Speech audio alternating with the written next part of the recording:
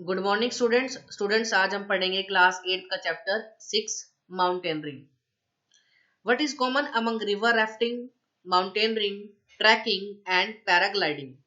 तो क्वेश्चन है की शुरुआत ऐसे हो रही है कि भाई लाइन की शुरुआत ऐसे है कि जब भी हम नदी में बोट चलाते हैं, रिवर राफ्टिंग करते हैं, माउंटेनरिंग मतलब पर्वतों पे चढ़ते हैं या ट्रैकिंग करते हैं या पैराग्लाइडिंग करते हैं, उनमें से सबसे कॉमन बात क्या है उनमें?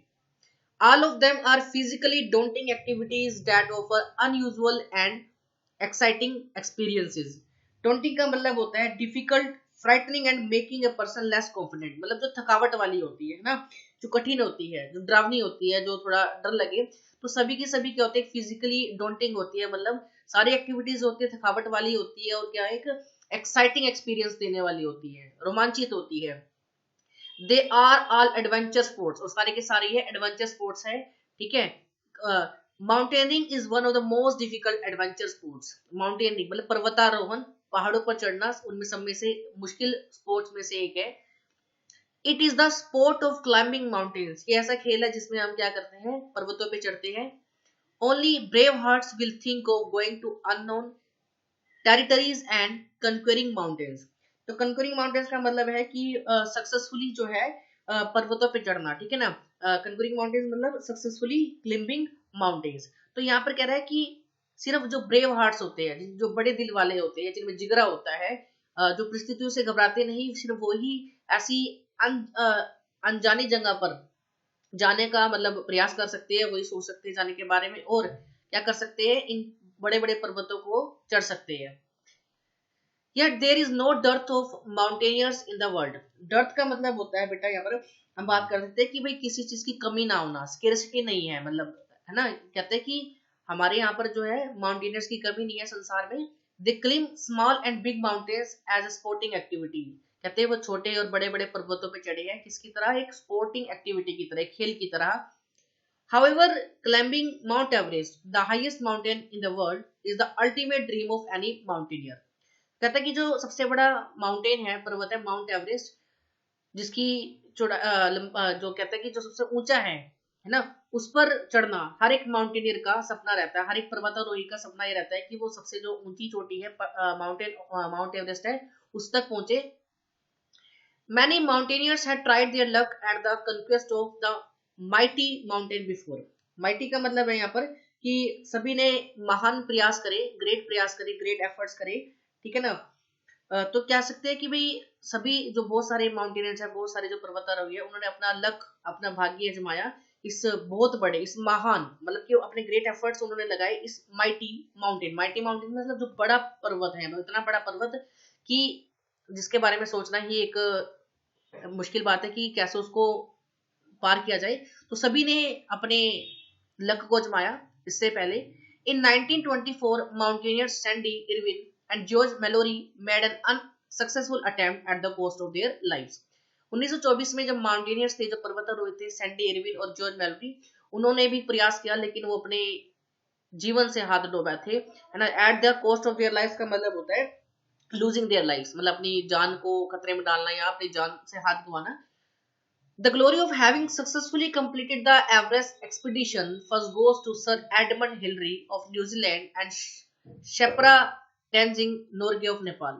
कहता है जो सक्सेस किसको मिली सबसे पहले, कि कौन जो है माउंट एवरेस्ट पर गए और अपनी यात्रा पूर्ण करी, वो थे सर एडमंड हिलरी जो कि न्यूजीलैंड के थे, और शेप्रा टेंजिंग जो कि क्या थी? नेपाल की थी। ये सबसे पहले इनको उनका बखान हुआ, उनको सफलता मिली। They concluded they concluded Mount Everest in 1953, the first genuine ascent। ये उन्होंने क्या करा? माउंट एवरेस्ट की चढ़ाई 1953 में पूरी कर ली थी, जो कि एक जेन्युइन असेंट है, मतलब चढ़ाई है ना, पर्वत की चढ़ाई है। मतलब 1953 में उन्होंने माउंट एवरेस्ट पर चढ़ाई कर दी थी। Ever since the first conquest, many mountaineers have successfully met the challenge of this peak। और जब से इन लोगों ने चढ़ाई शुरू करी, मतलब सफलता प्राप्त करी, उसके बाद बहुत से पर्वतारोही ने भी माउंट एवरेस्ट पर पहुंचे और अपनी सफलता हासिल करी, उन्होंने पहाड़ की चोटी पर पहुंचे। In 2006, another New Zealander named Mark Inglis performed an absolutely incredible feat। Incredible feet का मतलब है कि एक ऐसी अचीवमेंट जिसके बारे में सोचना भी मुश्किल है, या जिसमें आसानी से बिलीव ना किया जाए। Great achievement impossible to believe. तो 2006 में एक दूसरे जो न्यूजीलैंड के रहने वाले थे जिनका नाम मार्क इंग्लिश था, एक ऐसा कुछ कर दिखाया जिस पर विश्वास करना भी मुश्किल है। He became the first double amputee to reach the summit of Mount Everest. Summit मतलब पहाड़ की चोटी, और एम्प्यूटी का मतलब होता है कि a person who has had an arm or a leg cut off is in a medical operation। मतलब एम्प्यूटी मतलब कह सकते हैं जिसका किसी ऑपरेशन में हाथ या पैर काटा गया हो उसके शरीर से, तो वो डबल एम्प्यूटी थे। मतलब कि वो क्या थे, एक ऐसे आदमी बन गए थे जिनके मतलब हाथ या पैर नहीं थे, मतलब दोनों टांगे नहीं थी, या मतलब वो डबल एम्प्यूटी थे। और इसके बावजूद फिजिकल डिसेबिलिटीज के बाद भी वो क्या है, इस माउंट एवरेस्ट, इस बड़े पर्वत पर पहुंच चुके। After 40 tough days of climbing in April May 2006, the 47 years old English made his final push for the top from Camp 4 to 450 meters from the summit in perfect weather on 15 मई। कहने का मतलब है कि वो 40 दिन की उनकी जो क्या थी, एक टफ यात्रा थी, एक कह सकते हैं कठिन चढ़ाई थी। अप्रैल से मई का टाइम था 2006 का, और ये 27 साल के थे जिन्होंने मतलब इस पर चढ़ाई करने का प्रयत्न करा। और वो अपने कैंप से कितने दूर थे, 4 से 450 मीटर दूर थे उस चोटी से। और वेदर जो था वो परफेक्ट था, और दिन का था ऑन 15 मई। मतलब कि उनकी जो यात्रा है 15 मई को संपन्न हुई, और वो अपने कैंप से जब 4 से 450 मीटर थे, उन्होंने अपना फाइनल पुश करा ताकि वो अपनी पहाड़ की चोटी पर जो उनकी माउंटेन है वहां तक पहुंच जाए।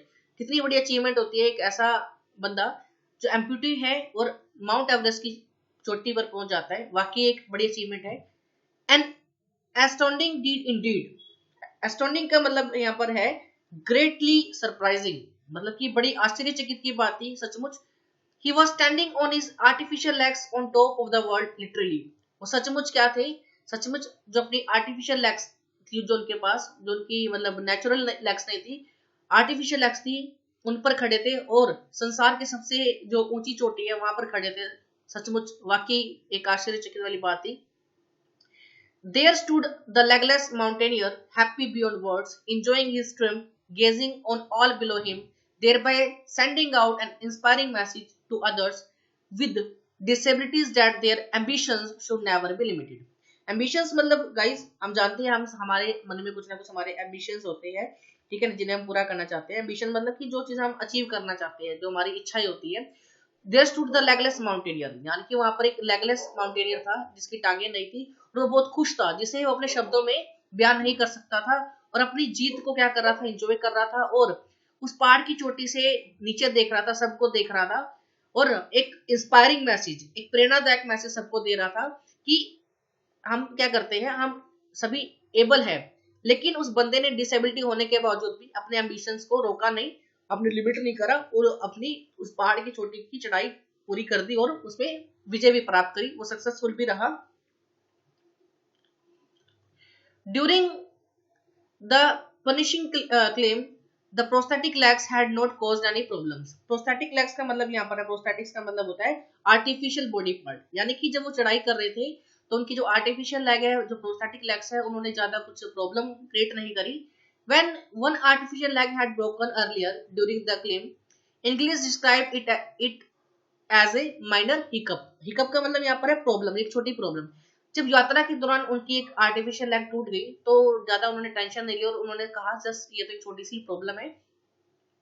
He was carrying spare set of legs as equipment to make necessary repairs in case anything went wrong। वो अपने साथ क्या करते, स्पेयर पार्ट लेके जाते थे लेग्स का, अगर कुछ प्रॉब्लम होती थी तो ताकि होती तो वो उन लेग्स को रिपेयर कर सके। In 1982, he and fellow climber Phil Dolly were trapped in an ice cave for 14 days on Mount Cook, New Zealand's highest peak। तो क्या हुआ कि जो उनके साथी थे फिल्डोल, वो क्या हुआ, एक आइस केव मतलब जो बर्फ की गुफा थी उसमें 14 दिन के लिए कैद हो गए थे, मतलब फंस गए थे, जो कि क्या है, कौन सी माउंटेन था, वो माउंट कुक था, जो न्यूजीलैंड का सबसे हाईएस्ट पीक है। मतलब 14 दिन तक वहां पर वो ट्रैप रहे। Inglis manage to keep his head and did not panic, but both of them suffered frostbite and they had to have both legs amputated below the knee.